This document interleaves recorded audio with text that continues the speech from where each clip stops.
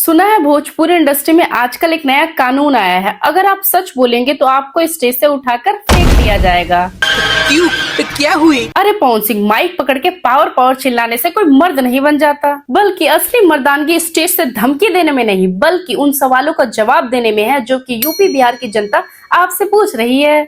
ये बड़ी अच्छी बात कही आप। आज के वीडियो किसी पावर स्टार के लिए नहीं, बल्कि उस अहंकार के लिए है जो बेटियों की उम्र की लड़कियों से शादी करने के सपने देखता है और छोटे क्रिएटर्स को चाकू की नोक पे धमकी देता है। अगर आपको लगता है कि आपका पावर सबको खामोश कर देगा तो ये वीडियो आपकी गलतफहमी और आपकी बीमारी की धज्जियां उड़ा देगा। तो तैयार हो जाइए, क्योंकि आज मैं वो सच बोलूंगी जो आपके बड़े बड़े चमचे बेलचे बोलने से डरते हैं। तो आज पावर का स्विच ऑफ होगा और आज हम इनकी मर्दानगी और इनके असली चेहरे का पोस्टमार्टम करेंगे। आइए देखते हैं, बैठचंद मजा आएगा। हाँ भाई लोग, बात कुछ ऐसी है। अभी हाल ही में सॉन्ग के इवेंट में पवन सिंह ने एक यूट्यूबर को उठा के फेंकने की बात कही है। 10 सेकंड में फेंक नहीं दिया उठा के तो फिर एक बाप का औलाद नहीं। बस उसका गुनाह इतना था कि उसने बोल दिया कि पवन सिंह बीमार है। भाई बीमार होना कोई गाली नहीं, इंसान हो रोबोट नहीं, बीमार तो कोई भी हो सकता है, पर उस नॉनसेंस को कौन समझाए। तो रहने दो फिर। क्योंकि भगवान ने उनको धरती पे भेजा तो भेजा, पर बिना भेजे के भेजा। कब उनको क्या बात बुरी लग जाए वो उनको खुद भी पता नहीं होता।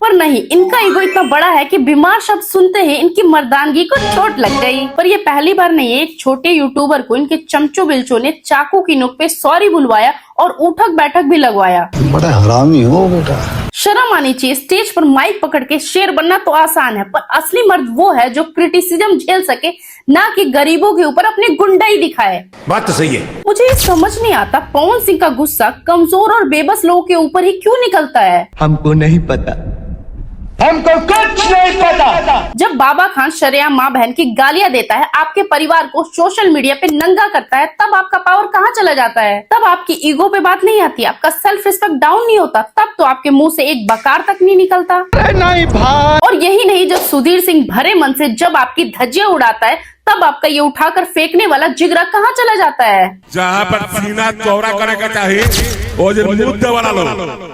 यानी बस साफ है, आप शेर वहां बनते हो जहां सामने वाला आपसे छोटा हो, गरीब हो, जो आपसे दब जाए। हमारे यहाँ ऐसा ही होता है। और जहां असली पावरफुल आदमी से पाला पड़ जाता है तो नो कमेंट बोल के फट्टू की तरह निकल जाते हो। क्या बोला तूने? और अब आते हैं इनके सबसे घटिया पहलू पर, औरतों का सम्मान। और पवन सिंह के लिए औरतें सिर्फ और सिर्फ पैर की जूती के समान हैं। स्टेज पर खड़े होके एक्ट्रेसेस से अपना जबरदस्ती पैर छुआना और उन लोगों को गंदी तरह छूना और उन्हें एम्बैरेसिंग महसूस कराना, और फिर अंजलि राघव जैसे कलाकार से अपनी गलती एक्सेप्ट करके माफी मांगना, ये है आपका असली कैरेक्टर। और यहाँ तक कि 3 शादियों के बाद भी आपका मन नहीं भरता। जिस राह पे तुम चल रहे हो बेटा, एक दिन बुरी तरह फंसोगे। और अब तो आलम ये है कि बेटियों की उम्र की लड़की से शादी करने की बात करते हैं। आप कलाकार हैं या शौकिया दूल्हा? हमारी गलजोरी ठीक लगा था। कौन है ये लोग, कहाँ से आते हैं? और समझने वाली बात तो ये है कि इन्होंने पूरी भोजपुरी इंडस्ट्री को अपनी पर्सनल प्रॉपर्टी समझ रखा है, जहां ये किसी की भी इज्जत के साथ खेल सकते हैं। मगर क्यों?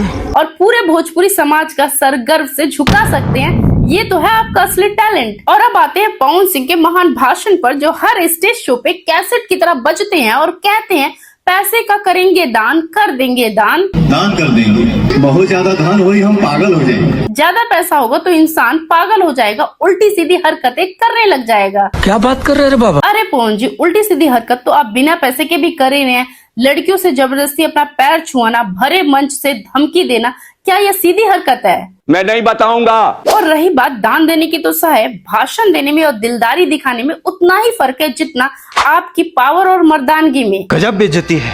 लोग को याद दिलाना जरूरी है कि अंकुश राजा की शादी में इनवाइट आपको किया गया था, पर असली शेर बन के खेसारी लाल पहुंचे थे। आप स्टेज पे सिर्फ दान दान चिल्ला रहे हैं और वहाँ खेसारी लाल ने 11 बहनों की शादी की और 11 बाइक्स गिफ्ट किया। जलवा है हमारा। क्या हुआ पवन जी, क्या आपका रिचार्ज खत्म हो गया था या आपका दान सिर्फ माइक तक ही सीमित रह गया? सच तो ये है कि आपको डर लगता है कि जब आपका पैसा खत्म हो जाएगा तब आपके चमचों की फौज आपको जो भैया भैया बोलती है वो लोग गायब हो जाएंगे। क्यों?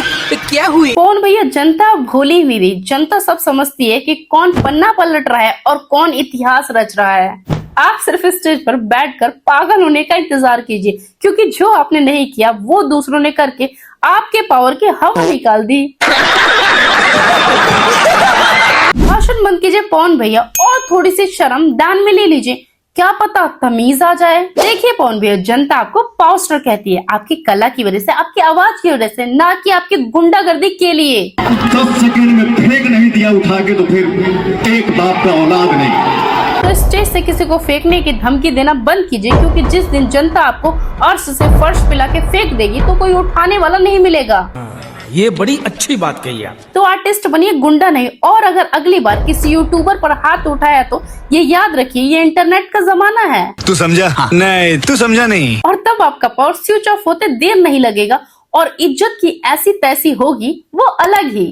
अरे बाप रे, ये तो धोती खोल रहा है। और आपको क्या ही फर्क पड़ने वाला है, क्योंकि आपके पास तो सेल्फ रिस्पेक्ट नाम की कोई चीज ही नहीं है। तो आप सभी का क्या कहना है इनकी घटिया हरकतों पे कमेंट में जरूर बताएं। और वीडियो पसंद आती है तो जल्द से मेरे चैनल को सब्सक्राइब करें, वीडियो को लाइक करें, और ये रही मेरे इंस्टाग्राम की आईडी, यहाँ पे जाके मुझे फॉलो भी कर सकते हैं। मिलते हैं नेक्स्ट वीडियो में, बाय बाय। अब तुम लोग गलती से अगर नए हो तो सब्सक्राइब करो, वो जो लाल वाला बटन है उस पर अपने जीजा जी फेंक के मारो या फूफा जी, मुझे नहीं पता, बस क्लिक हो जाना चाहिए।